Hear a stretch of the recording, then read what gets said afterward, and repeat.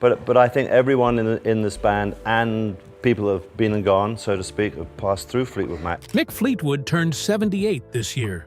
For decades, he kept the darkest secrets of Fleetwood Mac locked away. But now, he's finally talking. The affairs that destroyed friendships, the cocaine that cost him $60 million, the betrayal that made Stevie Nicks ban someone from the studio. In March 2025, something happened that shocked everyone. Mick and Lindsey Buckingham were back in the studio together. What they discussed wasn't just music. It was the truth about what really tore the band apart, and why Stevie might never forgive him. Mick Fleetwood was born on June 24, 1947, in Redruth, Cornwall. His father was a Royal Air Force Wing commander, which meant Mick was raised in a world shaped by constant movement and military discipline. Even though he was born in peaceful England, his early years were anything but quiet. Just 2 years after World War II, Britain was still recovering, and Mick's family was always being transferred. By the time Mick was 4, the family had moved to Egypt. For the next 6 years, they lived through events like the Egyptian Revolution in 1952 and the Suez Crisis in 1956. Mick lived the culture every day. He picked up the sounds, the rhythm, and the atmosphere of a land completely different from England. These years gave him an unconscious connection to non-Western music, especially percussion. Long before he became a drummer, he had already internalized the complex beats and layered sounds of Egyptian street music. That influence would quietly resurface years later in the way he played. After Egypt, his family relocated again, this time to Norway. Mick was around 10 years old. His father had been assigned there through NATO. Mick enrolled in local schools and learned to speak fluent Norwegian. Though he later forgot the language, his full immersion shaped how he adapted to new environments. Norway's long winters and dramatic light patterns added something else to his view of the world. He began to understand mood and space in a different way. That understanding later came through in his music, especially in how he created atmosphere with rhythm. The isolation of Norway also made him more self-reliant and gave him a comfort with silence that most kids never learn. School, however, was a struggle. Mick had severe dyslexia, and it left him frustrated and misunderstood. He failed tests, even though he was clearly bright and creative.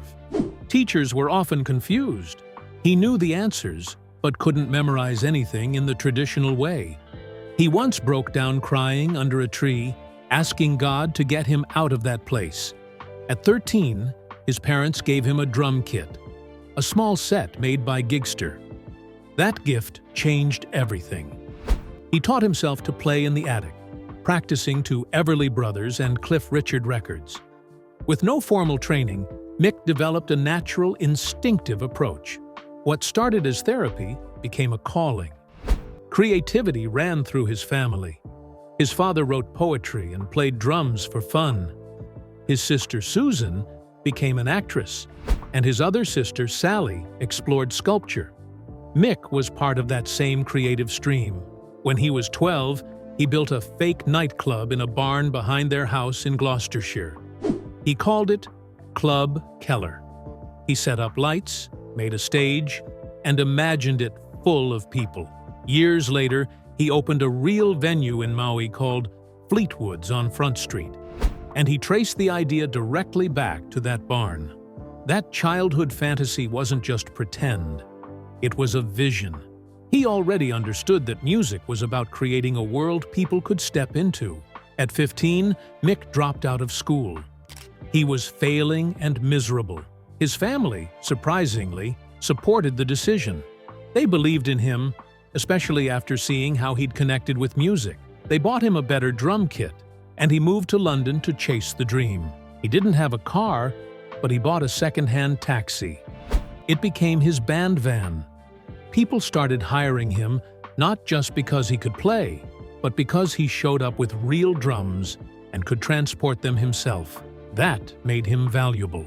He slept on the floor of his sister Sally's place in Notting Hill, and started inserting himself into the local scene. Things started moving fast. Within a year of arriving in London, a musician named Peter Bardens, who lived just a few doors away, offered him a gig. Bardens needed a drummer for his band, the Cheneys. It was 1963, and Mick was only 16. Almost immediately, they were opening for acts like the Rolling Stones and the Yardbirds. They even appeared in a short film in 1965 called Mods and Rockers, where a young, long-haired Mick can be seen drumming. He had officially entered the world of rock and roll, and he hadn't even turned 18 yet. After that, he joined the Bow Street Runners in 1966. The band had already won a major contest 2 years earlier on a TV show called Ready, Steady, Win, a competition designed to discover the next Beatles. They had scored a recording contract and $1,000 in prize money. Their single, I'm a Bow Street Runner, had sold over 20,000 copies. When Mick joined, they were still riding that success. But bad luck struck. When they released a promising follow-up single that was expected to climb the charts, a workers' strike at the record pressing plant meant only a small number of copies were made. The song stalled, and the momentum faded. For Mick, though, it was another step forward. Then came the turning point. In April 1967, he got a chance to audition for John Mayall and the Blues Breakers. The band was the heart of Britain's blues scene, and it was a huge opportunity. Mick was terrified during the audition, but he landed the job. He was now playing with top-tier musicians, including bassist John McVie. The two became close. But the good times didn't last. Mick's drinking got out of control, and he was eventually fired for showing up drunk to gigs. Still, the experience gave him something no school ever could. Mayall's band was like a blues university. Mick was learning from the greats, absorbing everything from John Lee Hooker to Muddy Waters. He was becoming more than just a drummer. He was becoming a blues man. That firing ended up being the start of something much bigger. In April 1967, something small and unexpected changed music history forever. John Mayall gifted Peter Green a bit of free studio time. Green used it to record 5 songs with Mick Fleetwood and John McVie. The 5th track was a simple instrumental. He named it Fleetwood Mac, almost as an afterthought. But that small track planted the seed for one of the biggest bands in the world. Green then formed a new group in July and named it Fleetwood Mac, hoping it would convince McVie to leave Mayall and join. At first, McVie said no. He wanted the stability of a steady paycheck. So Green brought in Bob Brunning as a temporary bassist.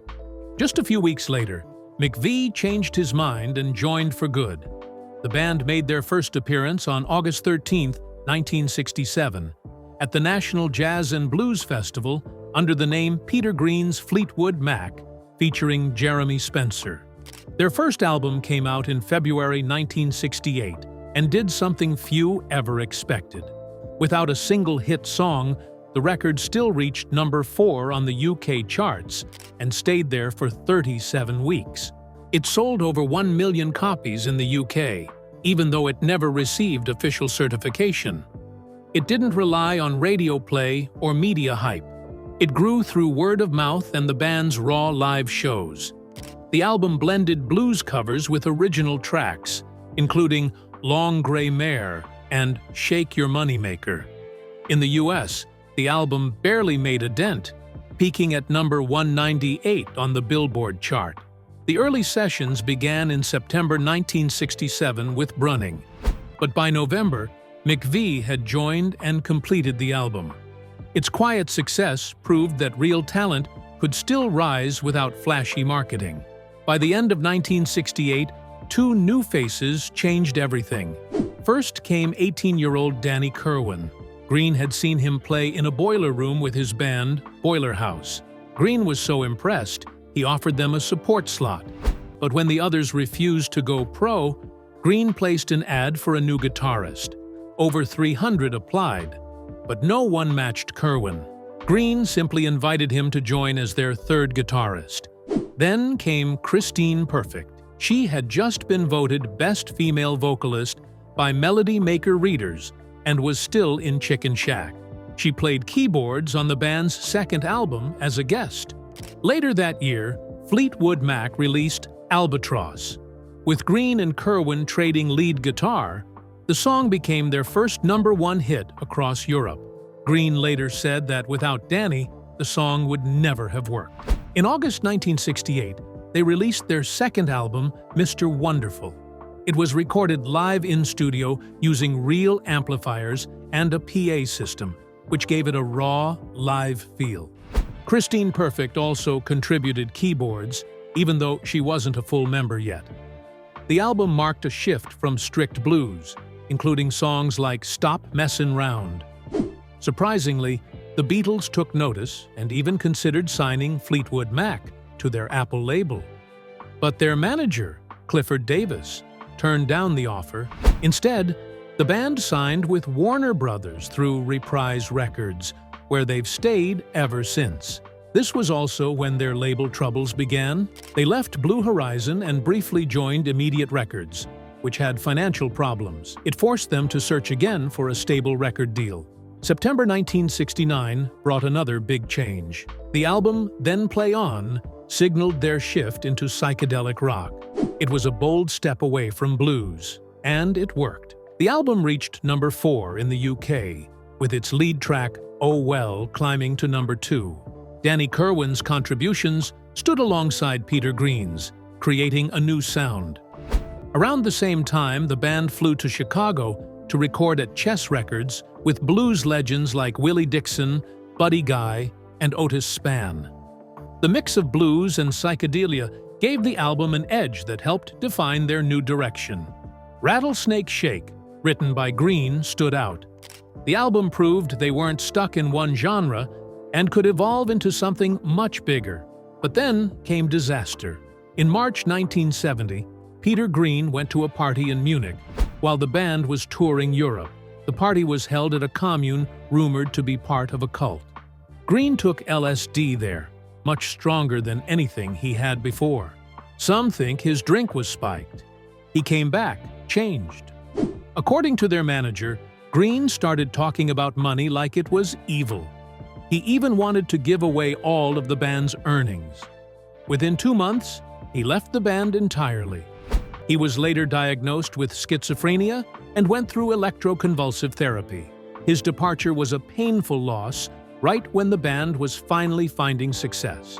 In August 1970, just 10 days before their US tour, Christine McVie officially joined the band. She had retired from music a year earlier after leaving Chicken Shack to focus on her marriage to John McVie, but she had already played on several Fleetwood Mac albums as a session musician. On the Kiln House album, she contributed vocals, keyboards, and even drew the cover art. The album came out in September and marked a turning point. With Christine in the band, they began to move toward a more melodic, mainstream sound. Her presence helped fill the gap left by Peter Green, both musically and emotionally. She later remembered that all it took was one casual question. "Hey Chris, do you want to join?"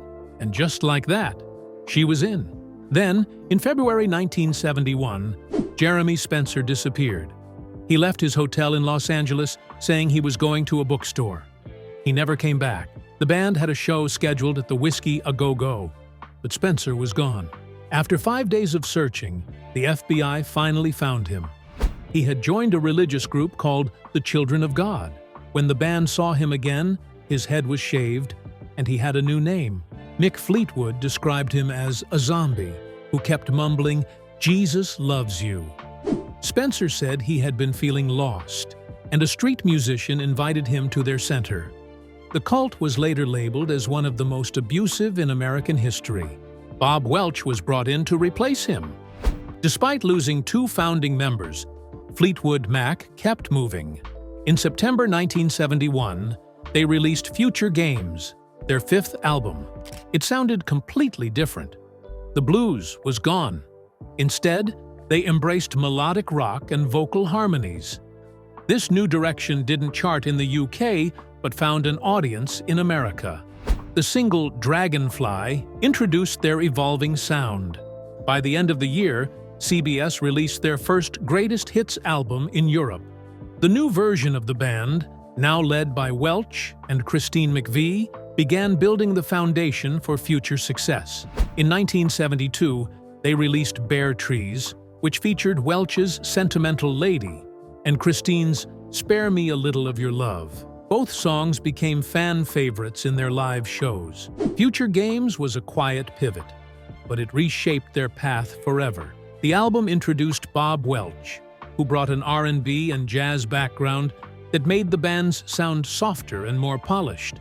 It also marked the first full album with Christine McVie as an official member.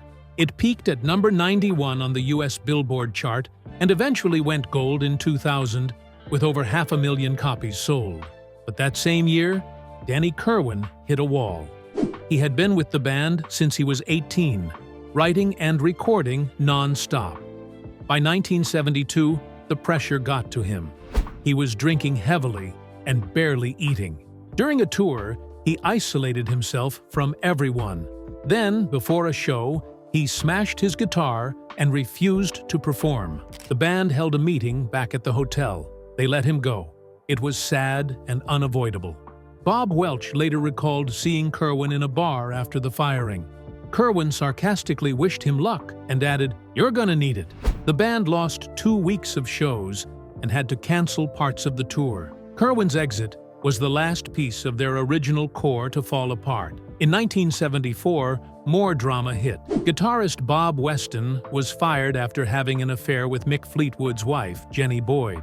She was already struggling with addiction and trying to raise kids, while Fleetwood was often absent and using cocaine. The betrayal crushed him. The band released Heroes Are Hard to Find in September.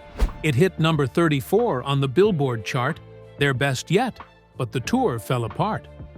Many venues were barely half full. Tensions boiled over in Las Vegas when Welch yelled at John McVie on stage over a mistake. Welch quit as soon as the tour ended. The band was close to collapse. When Fleetwood Mac released their self-titled album in 1975, no one could have predicted how far it would go. It took 58 weeks to finally hit number 1 on the Billboard 200. That's more than a year of climbing. It started slow, almost too slow. When Fleetwood Mac released their self-titled album in 1975, no one could have predicted how far it would go. It took 58 weeks to finally hit number 1 on the Billboard 200. That's more than a year of climbing, step by painful step. But when it reached the top on September 4th, 1976, it became one of the most iconic turning points in rock history. It sold over 9 million copies in the US alone and 7.48 million worldwide. Strangely, the UK ignored the album for more than a year. It didn't even chart until November 1976 and never rose higher than number 23. But that slow burn laid the foundation for everything that followed. And what followed wasn't smooth. When they started recording Rumors in 1976, the band was already falling apart. Cocaine use was constant. Mick Fleetwood had just found out his wife was having an affair with one of his close friends. Christine and John McVie were going through a divorce after being married for 8 years. Stevie Nicks and Lindsey Buckingham had just broken up and were still forced to work together, leading to daily shouting matches that only paused when the red recording light came on. By the end of that year, Fleetwood and Nicks had started their own affair. Christine began dating the band's lighting director right in front of her ex-husband. The studio felt like a war zone. Still, through all of that tension, the music never stopped. Go Your Own Way became Buckingham's not-so-subtle message to Nicks. Don't Stop was Christine's way of moving forward. Nobody was speaking off mic, but on tape, they poured out everything they felt. In the end, Rumors exploded. The album sold more than 10 million copies in its first month after release in early 1977. Eventually, that number climbed to over 40 million worldwide. It dominated the Billboard 200 for 31 non-consecutive weeks. 4 songs landed in the top 10, including Dreams, which hit number 1. The Chain was the only song ever credited to all 5 members. In 1978, Rumors won the Grammy for Album of the Year. Then came Tusk. It was wild, experimental, and expensive. The album cost $1.4 million to make in 1979, which would be over $6 million today. They even built a studio just to record it. Fleetwood defended the spending, saying it was their own money and a privilege to create what they wanted.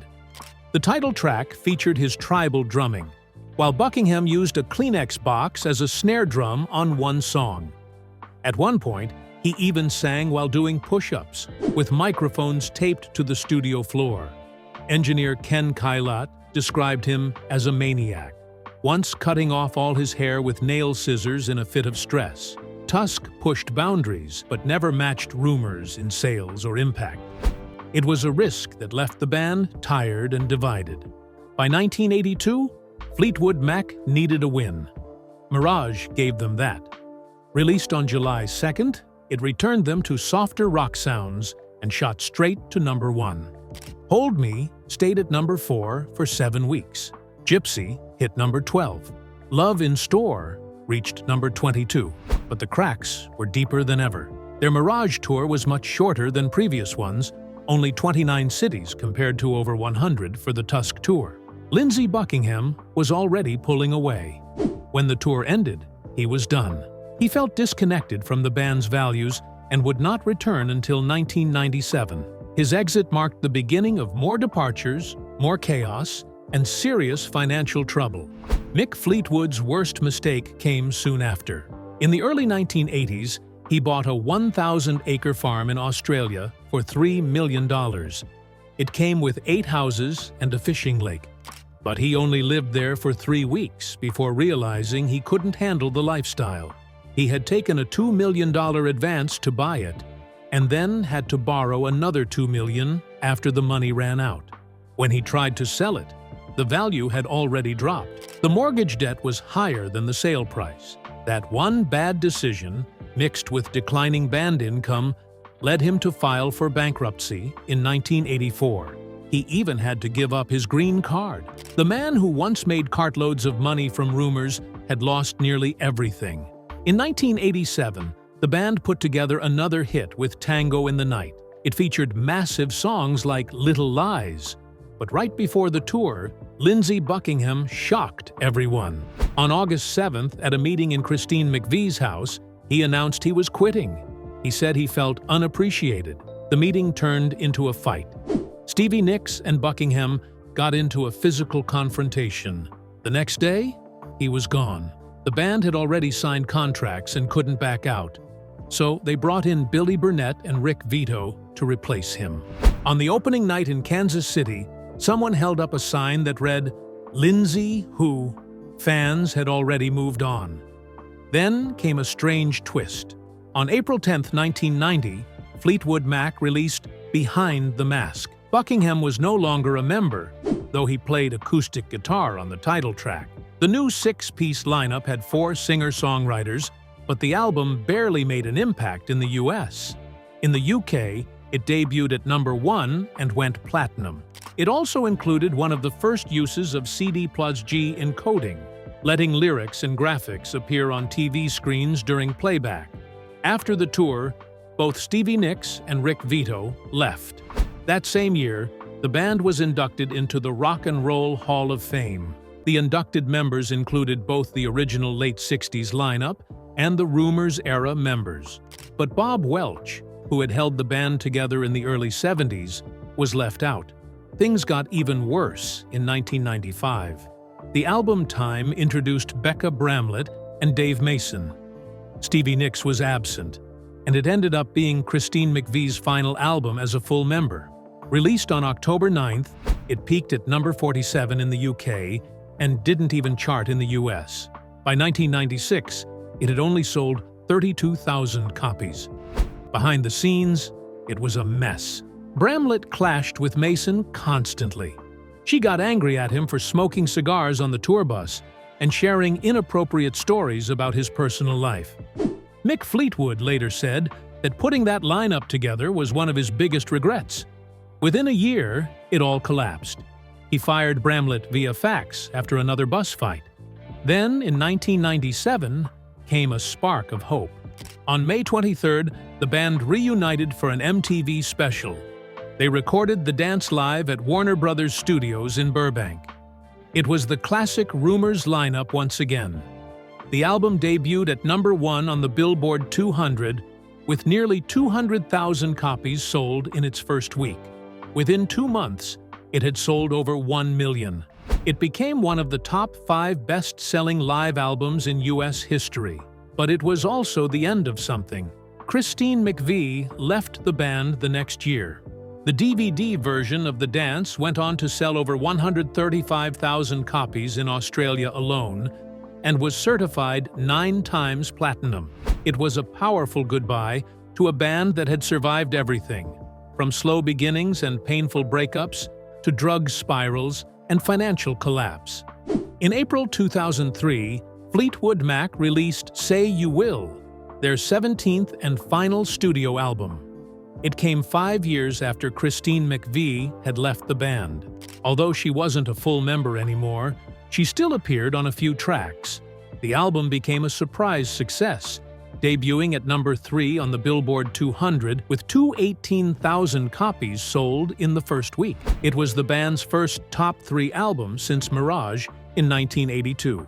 By July, it had already gone gold in the US, with 500,000 copies shipped.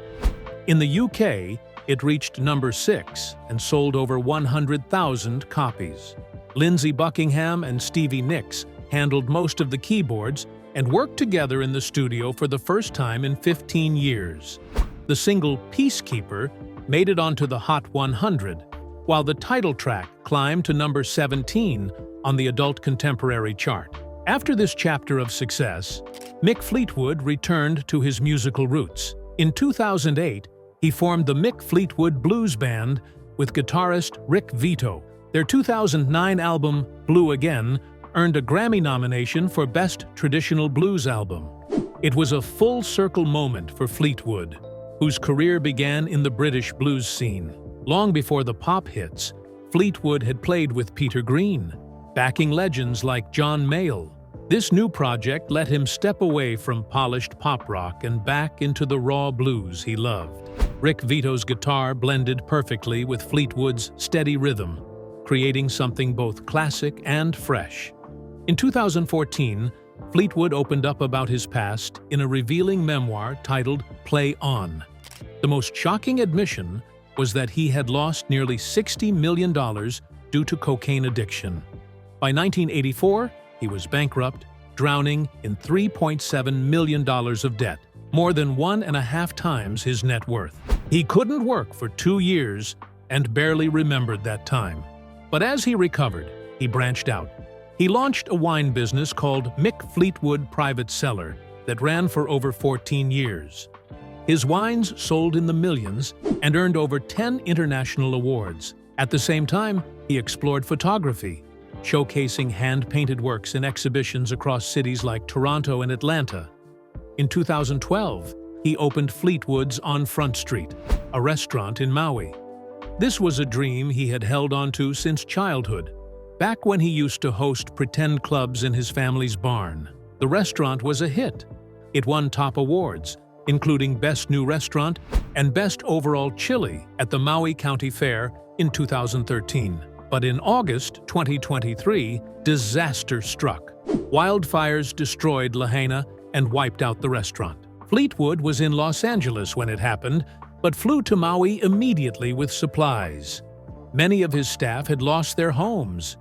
The Lahaina fire became the deadliest U.S. wildfire in more than 100 years, surpassing even California's 2018 Camp Fire. In 2024, Fleetwood worked on a deeply personal project with ukulele master Jake Shimabukuro. Their album Blues Experience honored Christine McVie, who had died in 2022. The emotional highlight of the album was a tribute to McVie's song Songbird, recorded in 2 different versions. Fleetwood adjusted his drumming to match the soft tones of Shimabukuro's ukulele, creating something gentle and powerful.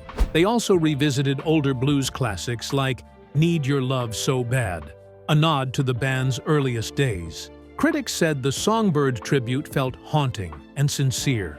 It was clear that Fleetwood wanted to keep McVie's legacy alive in every note. Fleetwood's personal life was often as chaotic as the band's music. He married Jenny Boyd in 1970. Their marriage collapsed in 1973 when he discovered she was having an affair with Bob Weston, a guitarist in the band. Fleetwood fired Weston and canceled the rest of the tour after their final show in Lincoln, Nebraska. He and Jenny remarried in 1977, but only to help their daughters Amy and Lucy immigrate to the U.S. That second attempt ended in divorce again by 1978. Later that same year, Fleetwood started an affair with Stevie Nicks during their tour in Australia.